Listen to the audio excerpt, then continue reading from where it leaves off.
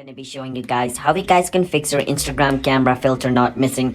Now let's say you go to your story on Instagram and a certain filter is just not showing up on your Instagram over here. So basically let me show you guys how you guys can fix that. First thing you can do is close your Instagram and make sure it's not running on the background after you close the Instagram. Open your Instagram, go on story again and see if the filter is available. If the filter is still not available, what you can do is swipe to left until you see this icon. Once you see this little search icon, it's going to be the last icon over here. Once you're at the last icon, click on it, and through here at the top right corner you can see the search icon. Click on it and you can search for the filter using its name if you don't find it. All right, and even after searching for the filter using its name, it's still not being displayed over here.